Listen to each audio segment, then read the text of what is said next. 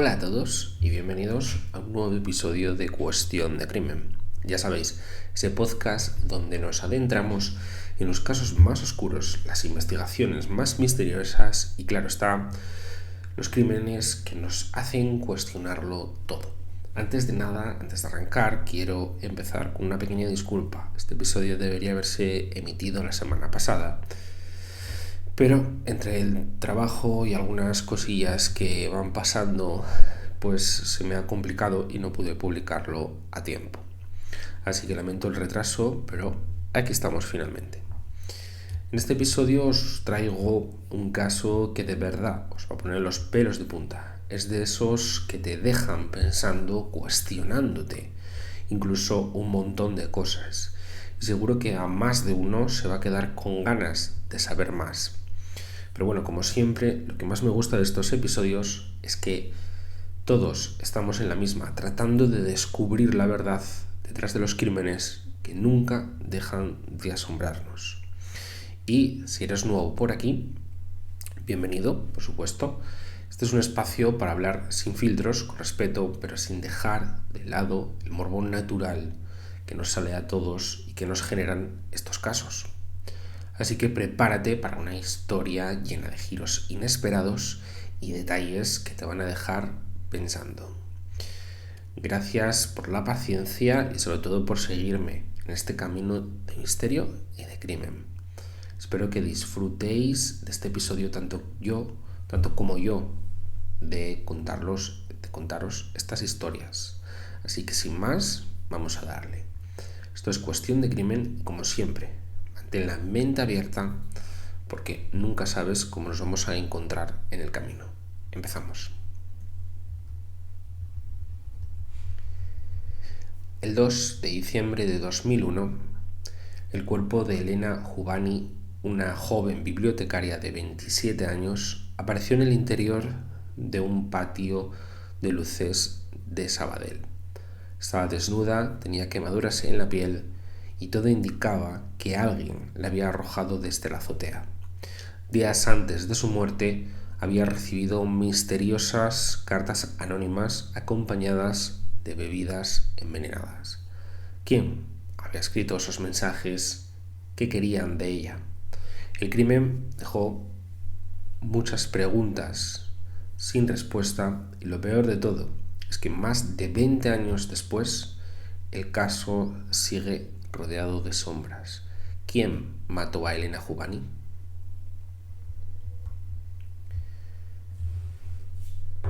Es de madrugada cuando una joven cae desde la azotea de un cuarto piso y su cara se estrella contra el suelo del patio de luces de un edificio de Sabadell, en las afueras de Barcelona. Recién acababa de amanecer el 2 de diciembre de 2001 y un vecino halla el cadáver casi desnudo en el patio de su propiedad. No conoce a esa chica. Tiene el rostro desfigurado por el encontronazo contra el suelo y varias marcas de quemaduras en la piel. Tanto el corpiño como la bombacha que llevan parecen quemados. La policía llega y se lleva el cuerpo. No saben a quién pertenece. La joven no tiene objetos personales ni documentos. Es lo que se conoce como NN, una expresión latina que significa nomen nextio. Literalmente se desconoce el nombre. En español suele interpretarse como ningún nombre y en inglés como no name. Rebobinemos y vayamos al día anterior, el sábado 1 de diciembre de 2001. Joan Juvani, de la localidad de Mataró, ha quedado para almorzar con su hija Elena, de 27 años, que es periodista y bibliotecaria, que se ha mudado recientemente a Sabadell, una localidad ubicada también a las afueras de Barcelona, para estar cerca de su puesto de trabajo. Elena no acude a la cita con su padre, lo que le resulta muy raro. Después de intentar sin éxito tratar de comunicarse con ella por teléfono, decide trasladarse al apartamento donde ella vive en Sabadell. No la encuentra, pero no piensa todavía en nada grave. Quizá ha tenido algún tipo de plan mejor. El domingo 2 de diciembre por la noche, la familia Juvani se entera de que Elena ha faltado a un encuentro que tenía con una amiga ese mismo día. El lunes 3, temprano por la mañana, llaman a la biblioteca donde ella trabajaba. En el establecimiento les dicen que Elena no se ha presentado a trabajar ni el viernes 30 de noviembre ni ese mismo lunes. La familia sí se alarma. Cuentan que Elena lleva por tanto 3 días desaparecida. La familia, muy asustada, van a comisaría donde les espera una noticia espantosa. Las autoridades les revelan que tienen desde el día anterior un cadáver que parece para identificar de una joven. Lo había hallado un vecino de Sabadell. No hubo muchos bemoles. La familia reconoce el cuerpo como el de su hija Elena Juvani. La familia lógicamente está en shock. No entienden qué ha pasado. ¿Podría ser un suicidio? No lo saben, no lo creen. Los restos son enviados para hacerles la autopsia correspondiente en estos casos. Elena había dejado su ciudad de Mataró hace unos meses para vivir sola en el barrio Creu Alta de Sabadell. Quería estar más cerca de su trabajo como bibliotecaria del área infantil en Semenat, más o menos, no lo digo bien, no sé si lo dije bien, donde había comenzado en el año 2000, más o menos un año antes. No solo era periodista, también escribía y era una amante de la naturaleza. Por esto último, hacía meses que se había unido a un grupo de naturalistas llamado la Unión Excursionista de Sabadell. Allí fue conociendo gente y haciendo nuevos amigos. Entre ellos conoció a la maestra Montserrat Gareta, su novio Santiago La Iglesia, que era abogado y criminalista, Ana Echaguibel, de 32 años, y Xavi Jiménez, que era empleado en la Diputación de Barcelona. Su vida era como la de cualquier otro joven de su misma edad. Pero, ¿qué ha pasado? Cuando llegan los primeros resultados de la autopsia, el desconcierto, por supuesto, es mucho mayor. Los expertos concluyen que no se trata de un suicidio, se trata de un homicidio. En el cuerpo, además, se encuentran cantidades increíbles de benzodiazepinas, como tranquimacin, dormicum, loramet, noctamid y aldosonminil. En su vagina, además, se encuentra un líquido blanquecino que no fue especificado, no fue identificado. La principal hipótesis de los detectives pasó a ser que la habían tirado al vacío totalmente inconsciente y casi en coma profundo, y que las quemaduras se las habían hecho antes de la caída porque no se correspondían con ningún intento de reanimación. Parte de su pelo también se encontraba chamuscado, al igual que las yemas de sus dedos. La ropa interior parecía haber sido rociada con perfume y quemada con cerillas con la intención, supusieron, de borrar rastros de abusos que podrían incriminar a los asesinos. Había sido torturada. Habían intentado despertarla de esa manera porque se habían pasado con los somníferos o habían querido borrar sus huellas. Durante la investigación, los detectives, la policía, fue colocando algunas piezas del rompecabezas de lo que podría haber ocurrido. El padre de Elena, además, aportó posteriormente 2 anónimos misteriosos que había recibido su hija y que tenía guardados una amiga. Imagina además recibir en tu casa 2 anónimos. No hay remitente, pero el mensaje parece inofensivo, incluso amistoso. Ahora imagina que esas cartas vienen además con una bebida y que alguien quiere que la tomes. Esto le pasó a Elena Juvani. Días antes de su muerte recibió notas misteriosas con mensajes extraños, firmadas solo con un "adivina quién soy". Y lo peor, Las bebidas que recibió estaban envenenadas.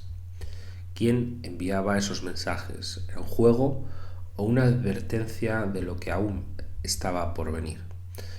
Lo que pasó después se convirtió en uno de los mayores enigmas criminales de la historia de España.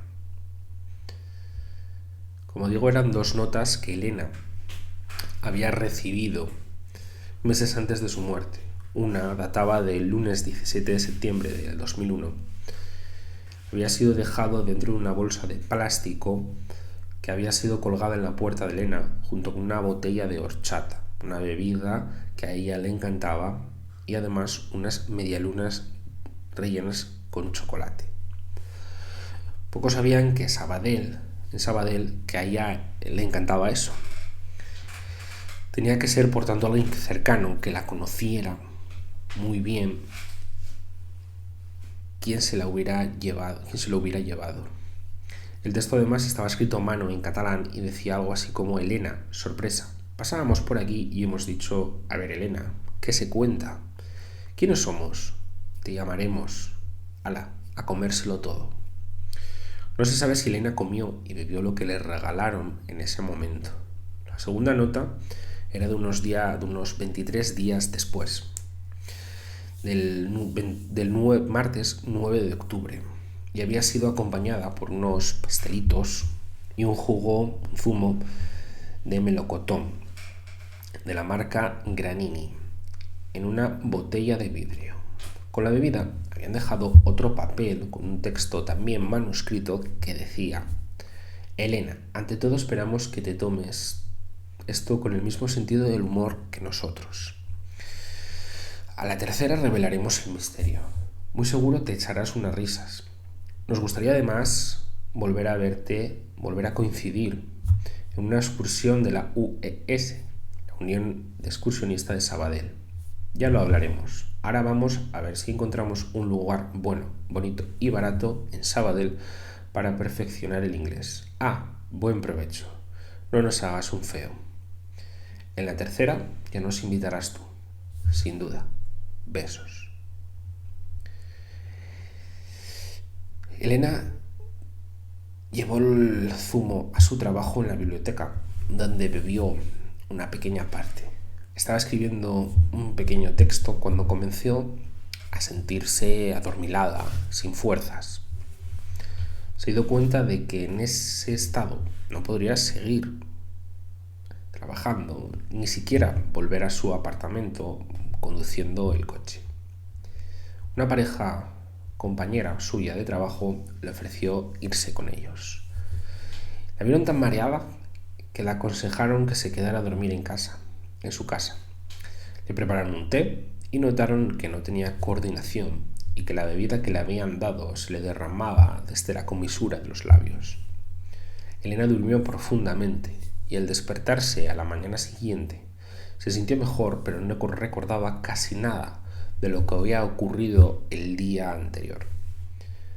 Intrigada con lo sucedido, fiel a su instinto periodístico, decidió llevar a analizar el frasco que no había tirado, con los restos del zumo, a un laboratorio donde descubrieron que contenía grandes cantidades de benzodiazepinas.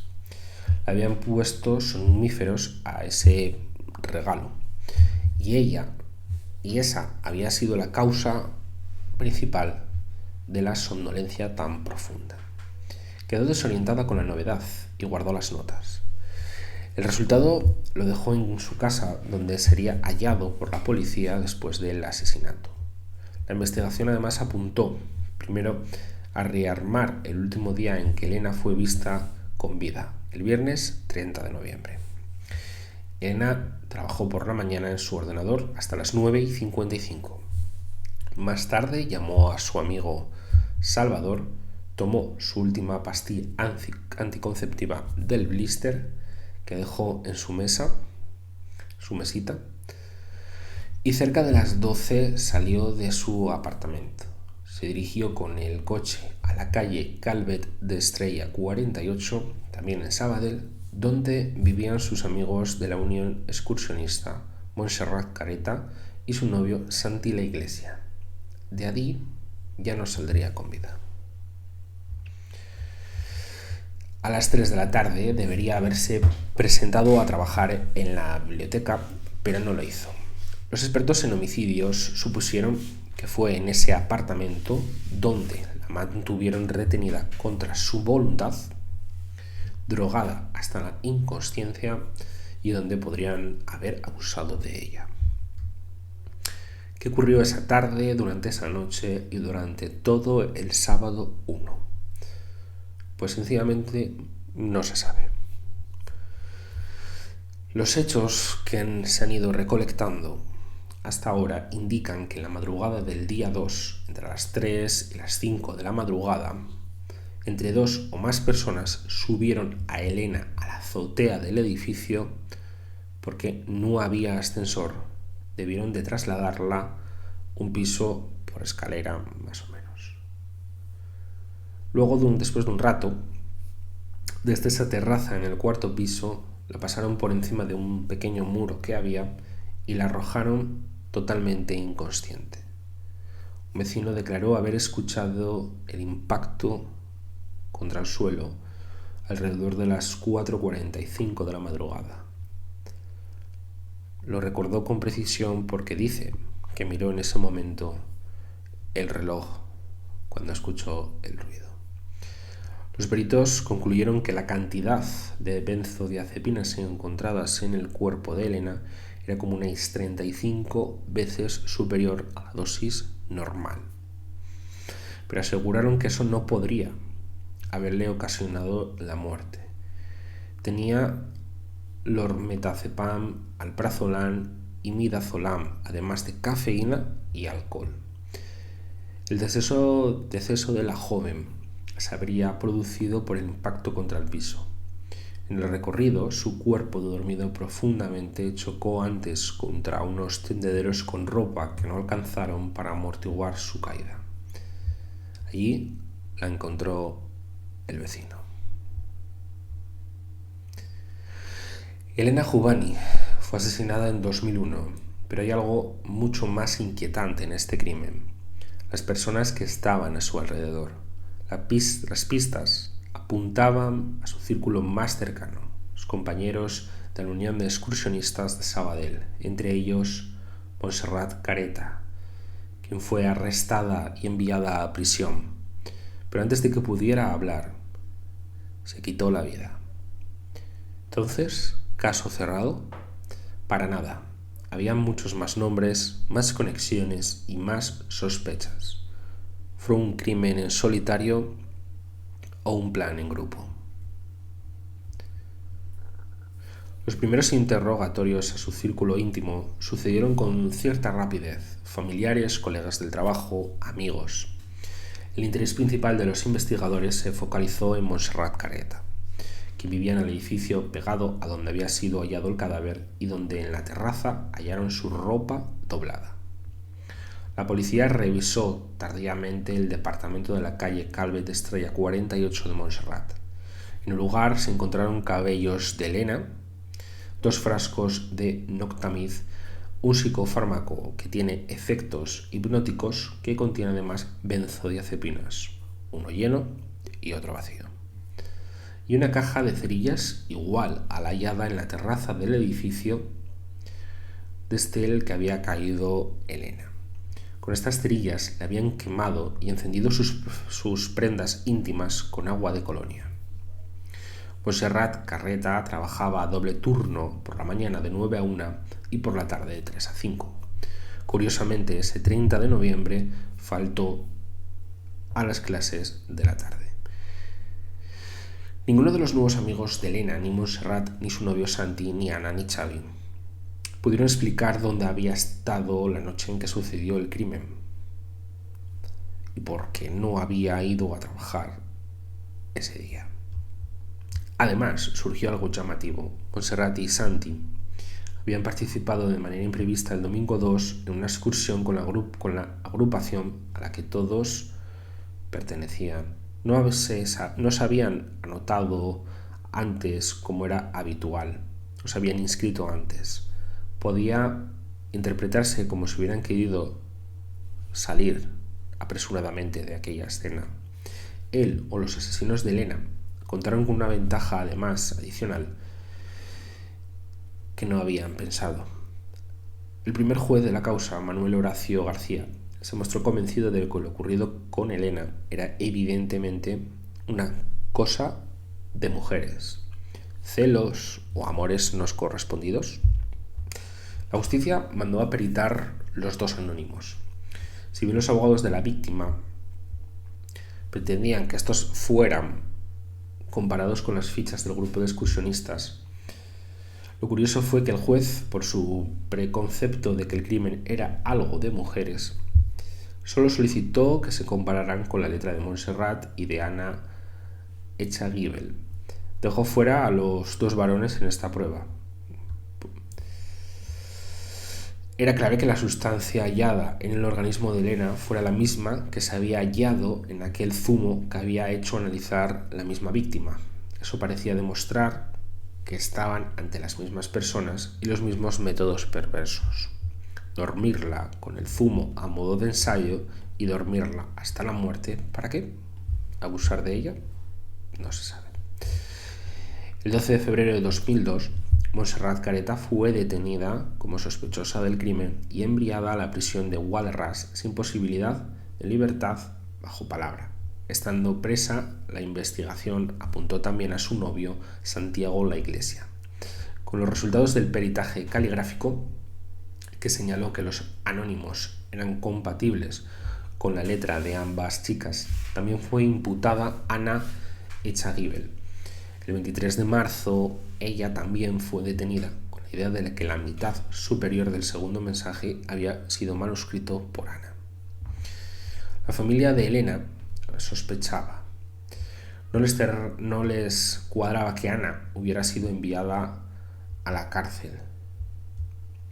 Dijeron, se mandó a la cárcel a una persona que ni a la policía ni a nosotros nos encajaba que estuviera involucrada en el asesinato, explicó el propio Joan, que era hermano de Elena. Sí, en cambio, les pareció bien que Montserrat estuviera tras las rejas, parecía más implicada en el asunto y era la que oficialmente viviera en el apartamento donde había estado Elena como invitada aquel día. El 7 de mayo de 2002 ocurrió una nueva tragedia en el caso. Montserrat Careta, que era vulnerable, de unos 40 kilos de peso y extremadamente sumisa con su novio Santi La Iglesia, se suicidó en prisión. Se colgó en el baño de su celda. No fue un día cualquiera. Eligió el aniversario de la muerte de su propio hermano, que no había podido superar. Un drama familiar de proporciones. Antes escribió una nota donde sostuvo su inocencia y donde argumentaba: soy inocente porque no he causado la muerte de Elena y para ser homicida hay que ser ejecutor de una muerte. Me voy con la conciencia tranquila. Pero aunque seguramente sabía o sospechaba la verdad, no echó luz sobre el asunto y se llevó el secreto a la tumba para beneficio de su asesino. La familia de Elena dijo entender que podía ser así y que ella no había sido quien tiró a Elena por la terraza, pero que sí había estado allí. Un mes después de la nueva tragedia, Ana Echagüe consiguió la libertad condicional. En septiembre del mismo año, 2002, se levantó el secreto de sumario de la causa. La familia de Elena comenzó a insistir en que se investigara a los dos hombres del grupo de la Unión de Excursionista que se venían librando de la justicia hasta ahora. El 3 de octubre, en una conferencia de prensa con su abogado, los Juvani insistieron en una teoría. Podría haber sido un homicidio durante un juego de rol macabro del que Elena no formó parte voluntariamente. El juego, que estuvo de moda durante algunas décadas, en el que varias personas desempeñan determinados papeles. La investigación está abierta y muchos mencionaban en voz alta a aquel novio tan dominante de Montserrat, que prácticamente vivía con ella en su apartamento. Santi la Iglesia. La policía, más que la propia justicia, estaba convencida de que también estaba involucrado o muy involucrado en el asesinato. Fue imputado, pero luego la acusación se fue cayendo y no hubo más avances en dicha causa. A finales de 2005, el juez García terminó por archivar el caso por falta de elementos probatorios. Bajaron los brazos. Los Juvani estaban muy conmocionados con el cierre del caso. Tuvieron que seguir con sus vidas. Crearon incluso una asociación cultural en el año 2007 y pusieron en marcha un premio literario para recordar a su hija Elena. El caso quedó congelado con el imaginario popular, pero en el corazón de los que amaban a Elena el fuego seguía ardiendo. Para los Juvani, los culpables siguen estando sueltos. Para la familia de Montserrat Carreta, también. Para ellos, Santi la Iglesia, quien dormía en el apartamento de su hija, tenía llaves del domicilio y era un letrado especializado en criminología. Tenía que ver con lo que se encontró en la escena y había incriminado a Montserrat con las cerillas y los frascos de las benzodiazepinas. Además, aquellos estudios de caligrafía realizados que habían supuestamente implicados a las chicas y habían sido descalificados por otros estudios posteriores. Por lo tanto, la causa estaba plagada de errores garrafales. Todo quedó estancado en 2017. Fue entonces cuando dos estudiantes de periodismo de la misma facultad de Elena, Yago García y Ana Prats, tomaron el caso para su trabajo de fin de estudios. La semilla del interés estaba sembrada. Ese mismo año, la doctora Sheila Gerald, especialista en lingüística forense, junto con, espero que lo diga bien, el profesor Christoph Credems, supervisaron el trabajo de una estudiante llamada Rusher Jiménez, quien había querido comparar los anónimos con los textos de Montserrat Carreta. El resultado fue que un 80% de las variables que se analizaron no coincidían. Ni la letra ni la forma de expresarse eran propias de ella, porque las diferencias eran notables.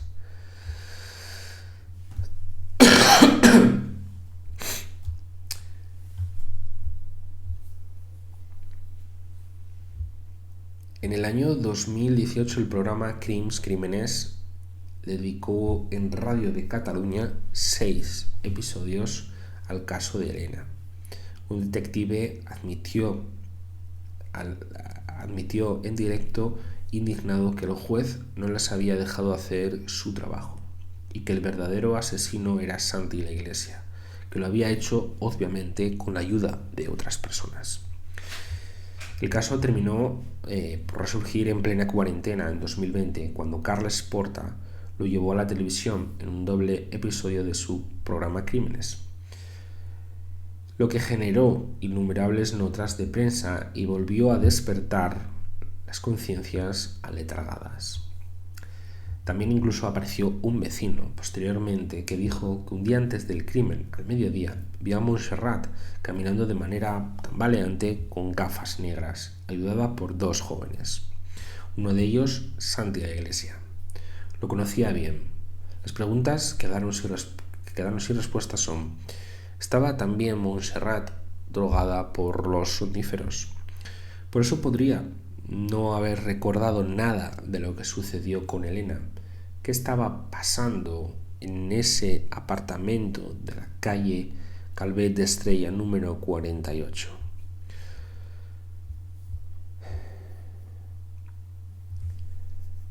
Quejándose de que no se habían levantado en la escena, ni en el apartamento de Montserrat, ni en el auto de Elena, huellas dactilares que hubieran demostrado de que se allanó la propiedad, como que se revisó a conciencia, tardaron unos 60 días en todo ello. Y que no se hubiera además peritado la letra de los varones del grupo, los Juvani empezaron a moverse para buscar la reapertura del caso. La familia de Montserrat, por su lado, argumentó que si la culpable hubiese sido ella, no habría dejado los 2 frascos con somníferos ni las cerillas a la vista de todos. Era algo absurdo, suponían. Y aunque hubiese sido la culpable, no hubiera podido, con su tamaño y su escaso peso, llevar el inerte cuerpo de Elena desde su apartamento hasta la terraza por la escalera. Alguien, por tanto, debería haberle ayudado. Y Santi la Iglesia era quien solía estar muy a menudo con ella. Los Juvani además consiguieron más cosas, como el disco duro del ordenador de Elena, donde hallaron unos emails que ella se había intercambiado con el otro hombre del grupo, Xavi Jiménez. Allí manifestaba él su intención de querer hacer con ella otra excursión y mencionaba su intención de aprender inglés, que curiosamente era una coincidencia con lo que decía el segundo anónimo, donde también se hablaba de que buscaban algún sitio para aprender inglés en Sabadell. Además, Elena le había confesado a algunos amigos que creía que el autor de las notas que había recibido no era otro que Xavi Jiménez, a quien ella esquivaba a menudo, no le atraía. También surgió en las redes sociales y en chat de la época que había un usuario de identidad desconocida para ella que la acosaba hablándole bastante a menudo. Tenían abundante nueva información, pero el abogado de la familia Juvani había muerto y necesitaban dinero para contratar uno nuevo. Acudieron a la solidaridad y en 24 horas obtuvieron los fondos.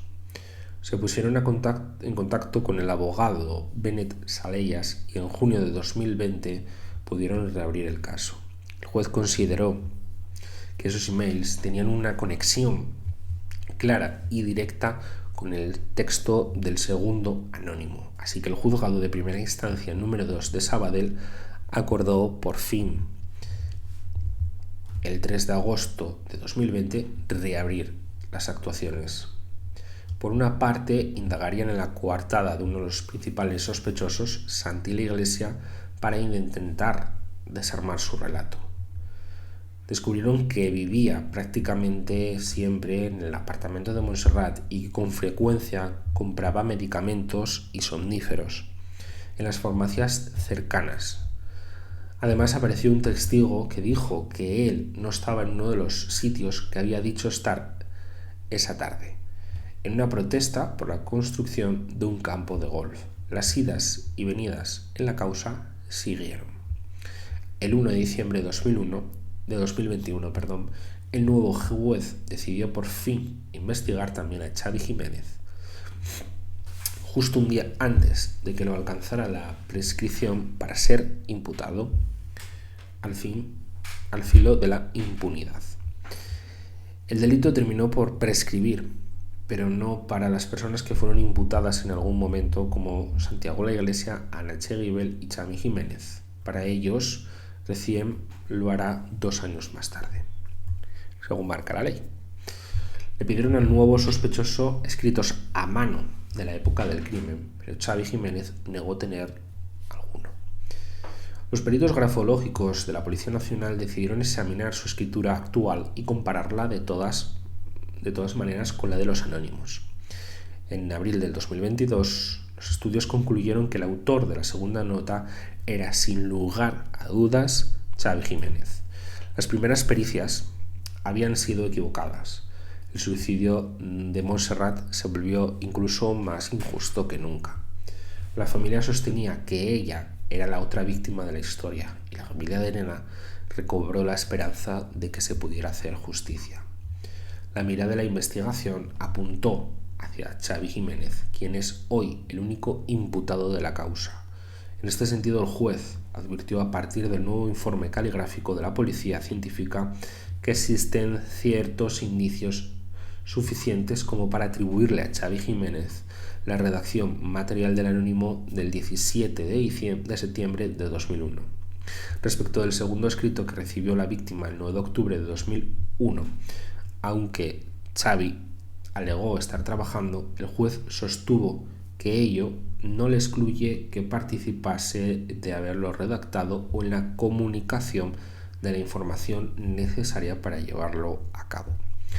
El magistrado también aceptó citar a 2 testigos para cuestionar la coartada del único imputado que quedaba. ¿Dónde estaba Xavi cuando se pierde el rastro de la víctima el mediodía de 30 de noviembre de 2001?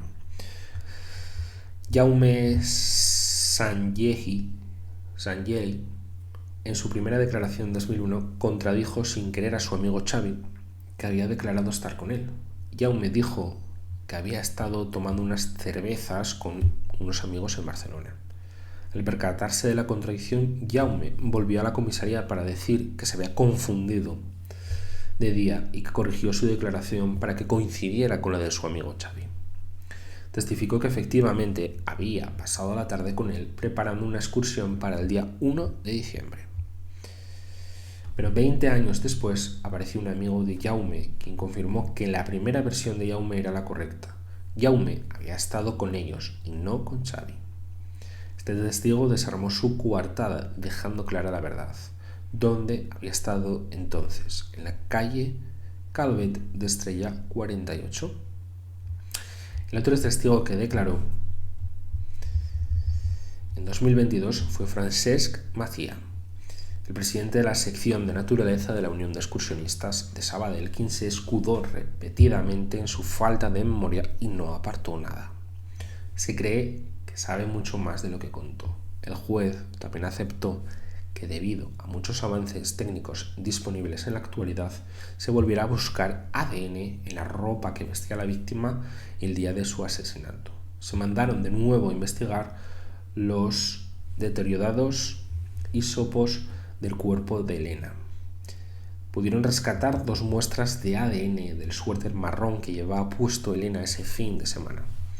Las compararon con Xavi Jiménez y dio negativo. Luego, en 2003, con Santi La Iglesia. También dieron negativo. Pero lo cierto es que esas pruebas no están en el mejor estado para ser analizadas. Se han ido deteriorando. Sobre Xavi pesan hoy medidas cautelares. No tiene pasaporte y debe ir todos los meses al juzgado a afirmar que está a disposición de la justicia. El juez de la causa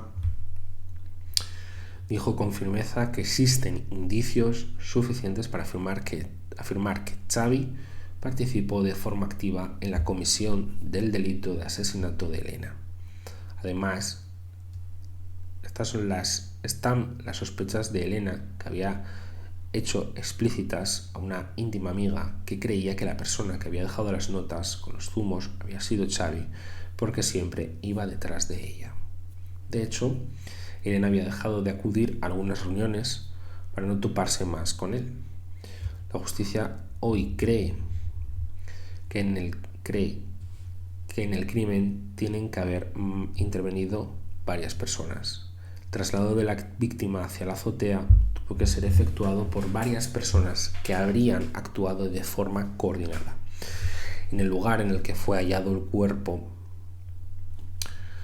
residían Montserrat y Santi, miembros de la organización y amigos de la víctima, y que era significativo como los 2 anónimos habrían sido realizados por al menos 2 personas y no puede excluirse que en su elaboración y colocación estuvieran implicados estos u otros sujetos.